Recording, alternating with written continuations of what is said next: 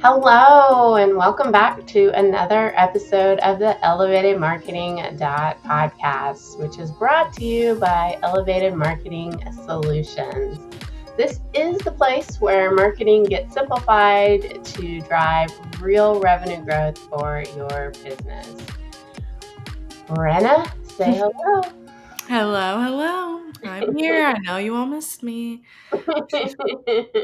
Jennifer here too, Jennifer Denny. In case you're new to the show, we are live every week on Wednesdays on my LinkedIn, but we're certainly on a podcast as well. So today we are going to talk about lead generation, and there is a story of marketing, sales, and alignment. So get comfortable, get into your pajamas, and let's talk about the story. Let's talk about that journey that people take. So, Act One. There is a fractured kingdom, and once upon a time in this bustling kingdom of revenue land, there were two powerful factions, the marketers and the sellers. They both worked for the great ruler, King C-Suite, who had one mission: to expand the kingdom and increase revenue. Marketers, led by Lady Nurturer, were the scholars and educators of the land. They believed knowledge was power, and if they could inform and just educate the people, prospective buyers, more of them would come to trust the kingdom and its services and invest.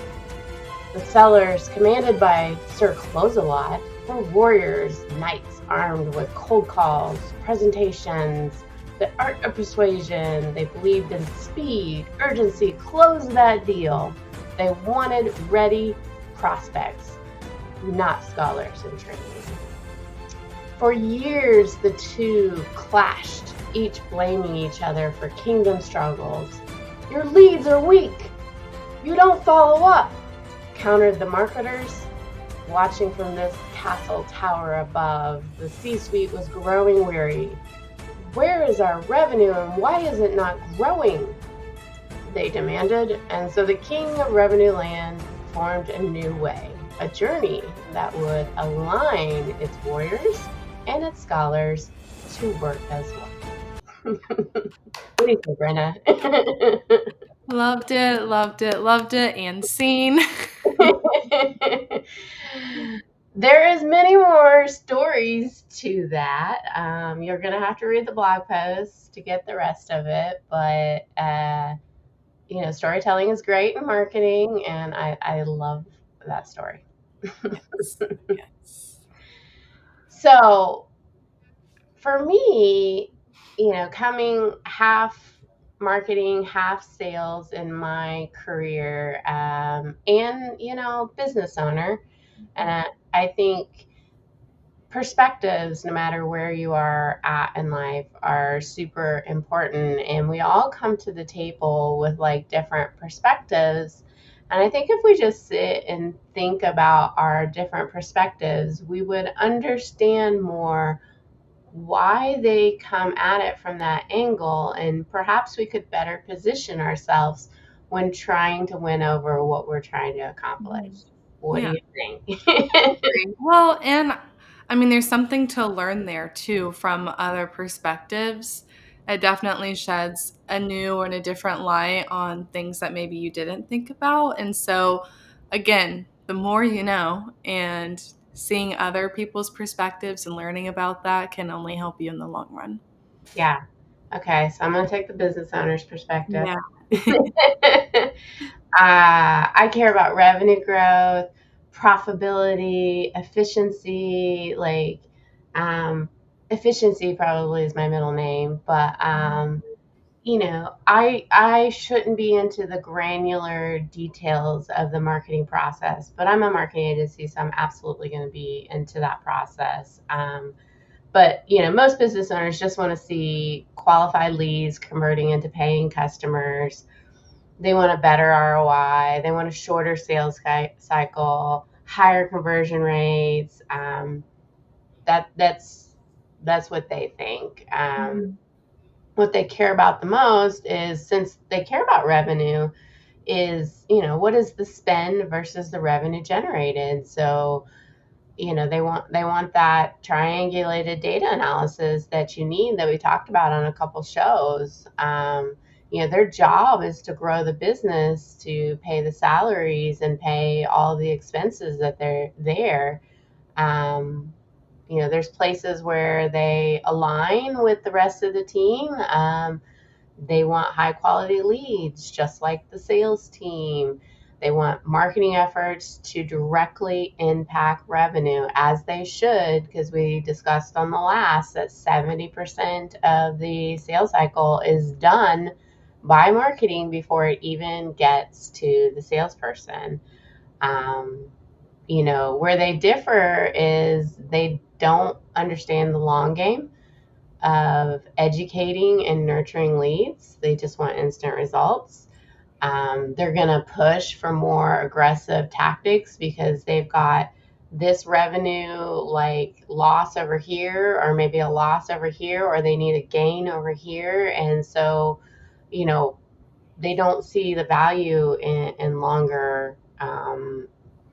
you know, longer sales cycles. But they set the vision, and they set the revenue goals, and they approve budgets, but they're not going to be into all the details, Mhm. right? I agree. And I think where a team gets into the details is the production and the marketing teams. And this is maybe coming more from the internal side of the marketing team. You know, they're in house, so they understand that nurturing leads takes time. And they see that, but maybe a lot of other people don't see that. And so they're trying to build that trust and that authority within the brand.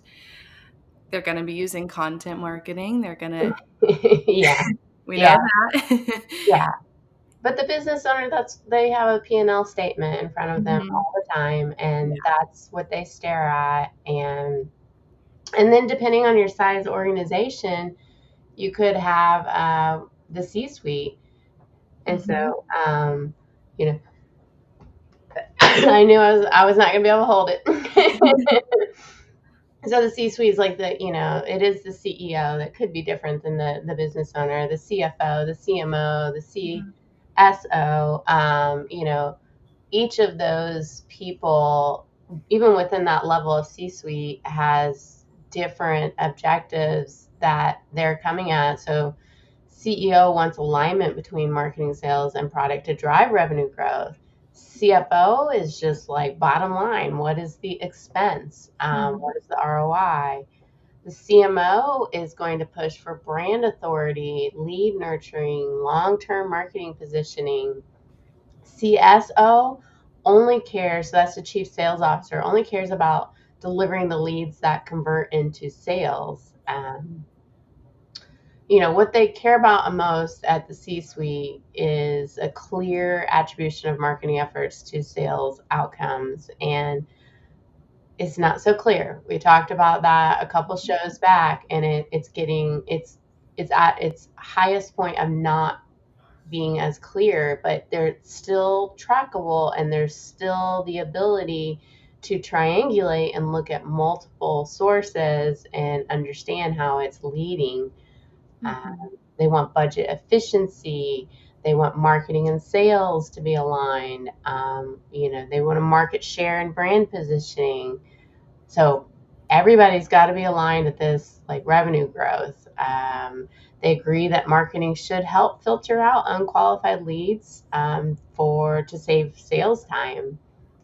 Where they differ is CFOs are going to scrutinize that marketing budget, and they're going to want you to spend as little as possible. And so you have to come back as the marketer, and yeah, you want to spend as little as possible too, but is it going to actually work? Because then you'll be held responsible if it doesn't. Mhm.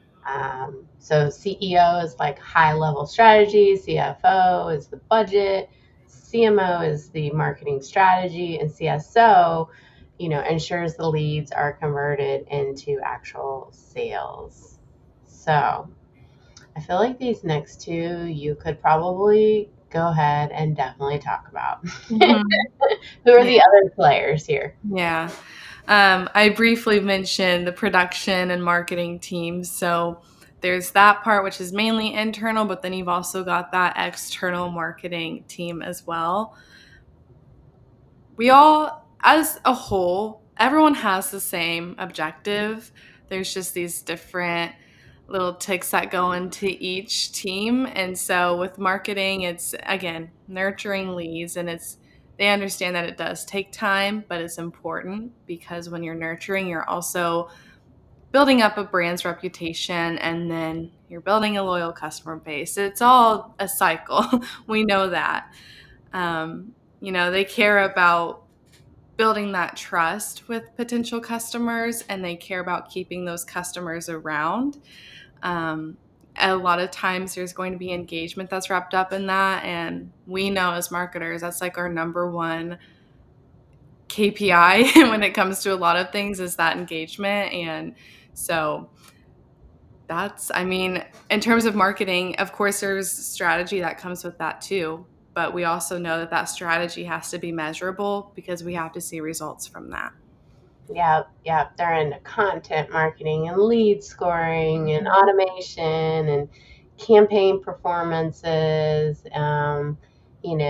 It's got to be highly measurable though at that stage Yeah. before that 70% of the process before it gets to sales or the next step is each different type of marketing has its own metrics that will tell you that it is working or it is not working, and they've got to pull that together into a funnel. And they have to justify the efforts that they're spending into a return on investment. But Yeah. sometimes they're handling it off to sales, and so those two need to work together. And I think, I'll take the last one is just that sales team. Mhm. um, some would say they're on the front lines in that they are actually directly talking to the leads. They want alley oops. They want like qualified leads. They don't want to waste time on unqualified leads. And we don't want to waste time as marketers Mhm. on unqualified marketing efforts. They've got sales targets to hit, and a lot of times their income is based on that. And so there's a lot of pressure that goes back to marketing to make sure that they are getting that. Mhm. Um, they get to hear all the objections that people have, and they should be putting that back to the marketer, like, I heard this, I heard that. Both sales and marketing want the leads that convert. They Mhm. both agree that lead nurturing is important, but sales just wants it faster. uh, Yeah. Sales want the leads now. They don't believe in a longer buyer's journey, but we know that that's definitely there. Um, Things they really differ on is time expectations, and that's just tensions between spending the CFO with the marketing spend and investment, and so. But I think between all these different players and understanding where they come from, there's things that you can do to get everybody on the same page. Do you want to help us walk us through those? Yeah. I think with getting everyone on the same page is defining that goal, right? I mean, everyone needs to know what the goal is. But more importantly, I think they need to know why, and that's part of defining that goal. And so maybe that's a team meeting. Maybe that's on a weekly basis. I don't know. Whatever works to get that shared goal in front of everyone and everyone on the same page. Shared revenue goal. Yeah. Gotta have that. All right, what's the next one? Yeah, align on the lead qualification criteria. So, in simple terms, fixing the bad lead. So, what makes a good lead? for you and your business, and how are you getting those good leads? But more importantly, how are you talking to those good leads? So a lead scoring system, looking for, sometimes we'll say, well, what's defined as a conversion or a key event, like in Google Analytics. You're going to have different ones that you want to measure and say that that's closer to a lead. They're going to have ones at the top of the funnel all the way down to I'm absolutely ready to buy right now. Very few of those, 3% of the market. Marketers might like to say a qualified lead is similar to a buyer persona because we have to know who we're talking to. Correct. Correct. And so, you got to know what is going to qualify them. And if you guys have that conversation between marketing and sales, then you'll better understand what type of marketing to do. You'll better understand how to fill that funnel and make sure that we're all speaking the same language. Mm-hmm. And that's another thing, though, too, is improving that communication between marketing and sales. They're seeing these leads at all different perspectives. And so when you can get the two together to have a conversation, it Yeah. just develops a better understanding and more efficiency, really, when you think about it. Yeah, it just depends on how big your organization is. You could have daily or weekly stand-ups, quick 15, 20-minute meetings. You're definitely all sharing access to the CRM and data access. So that's your client relationship management system. Regular feedbacks. Maybe there's a Slack channel, a dashboard. Yeah. Sales and marketing, whether leads are hot, warm, cold, so marketing can kind of adjust their future. Like that communication has to be 100% there for sure. Yeah, definitely. You can even create a service level agreement between sales and marketing, which forces both teams to commit to specific responsibilities. And it really prevents like finger pointing. So marketing could commit, we will deliver X number of leads per month, while sales says we'll follow up with every lead within X amount of hours. Or we'll give you feedback on why they said no, or Mm-hmm. leadership is like we'll support both teams with tools, training, and budget needed. So there's accountability there of I'm going to be responsible for this, you're going to be responsible for that, and everybody knows what everybody's doing. Mm-hmm. Yeah. With that, I think kind of comes though too, like aligning compensation and incentives. And of course, a shared bonus can be part of that, or maybe there's different incentives of you get X amount of leads, you'll get next Friday off. I don't know, just some sort of incentive goal.